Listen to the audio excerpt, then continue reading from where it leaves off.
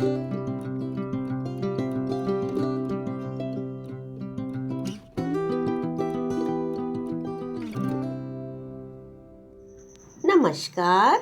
मैं नीलम मिश्रा अपने गार्डन में आपका स्वागत करती हूँ।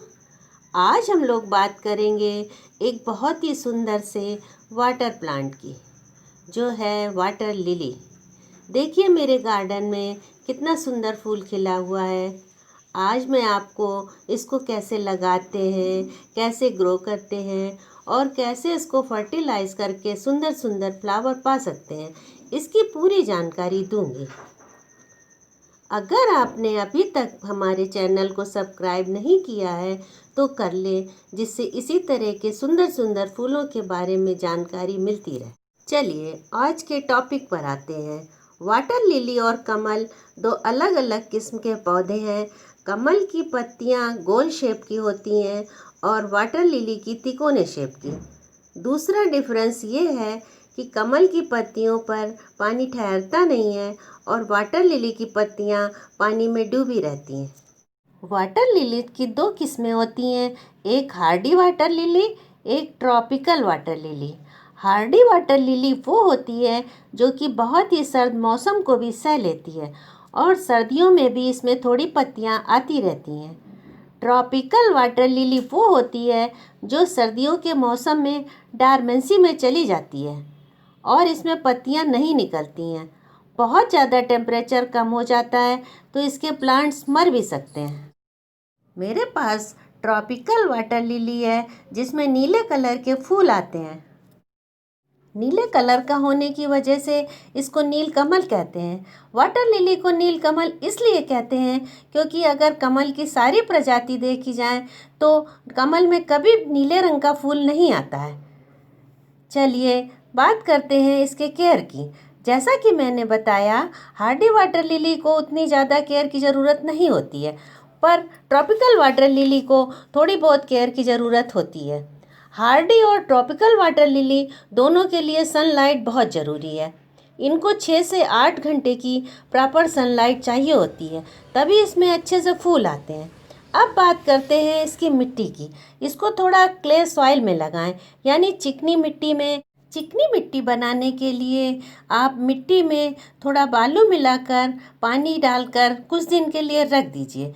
जब वो थोड़ी चिकनी हो जाए तो इसमें आप वाटर लिली के प्लांट को लगा दीजिए। अब मैं आपको इसको लगाने का तरीका बताती हूँ। इसको आप पहले छोटे से पॉट में लगा दीजिए, ठीक से सेट कर लीजिए।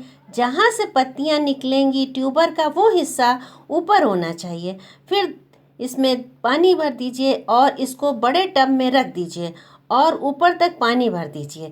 देखिए मेरे यहाँ एक ये छोटे से गमले में लगा हुआ है और मैंने इसको बड़े टब में रखा है। ऊपर तक पानी भी इसमें भरा हुआ है। फिर इसमें पत्तियाँ निकलने लगेंगी और ऐसा सुंदर फूल आपके प्लांट में भी निकल आएगा। अब बात करते हैं वाटर लिली को फर्टिलाइज़र कैसे और कौन सी देनी है। मैं इसमें 5-6 महीने के गैप में कभी कभी थोड़ी थोड़ी फर्टिलाइज़र देती हूँ। मेरा ये प्लांट पिछले 1.5-2 महीने से रोज़ एक फूल दे रहा है। ये देखिए कितना खूबसूरत लग रहा है। वाटर लिली को फर्टिलाइज़र देने का एक ख़ास तरीका, ख़ास मेथड होता है। आप इसमें सीधे फर्टिलाइज़र नहीं दे सकते क्योंकि इससे साइड इफ़ेक्ट भी हो सकता है और पानी भी गंदा हो जाता है।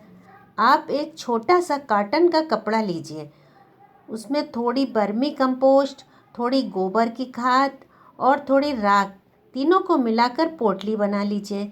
इसको मिट्टी में दबा दीजिए।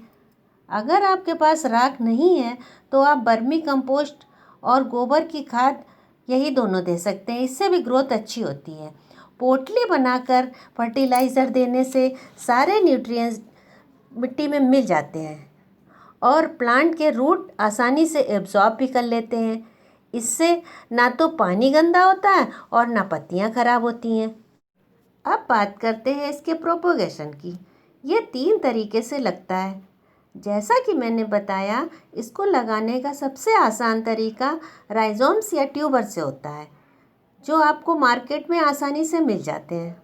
दूसरा तरीका सीड से लगाना होता है, पर राइजोम से ये आसानी से लग भी जाते हैं और सक्सेसफुल रिजल्ट भी देते हैं। ट्रॉपिकल लिलीज की कुछ वेराइटीज़ होती हैं, जैसे इस नीलकमल में एक और तरीके से प्रोपोगेशन होता है लीव्स से। लीव्स जो मैच्योर हो जाती हैं उसमें छोटे छोटे प्लांट्स निकलते हैं। उस लीव्स को आप मेन प्लांट से अलग कर दीजिए, फिर उसको एक गमले में लगा दीजिए, तो उसमें भी एक छोटा सा प्लांट डेवलप हो जाता है। तो मैंने आज आपको एक बहुत ही सुंदर और बहुत ही एक्जोटिक प्लांट के बारे में जानकारी दी। आप भी अपने गार्डन में इस वाटर लिली के सुंदर और आकर्षक प्लांट को जगह दीजिए और अपने गार्डन की शोभा बढ़ाइए। धन्यवाद।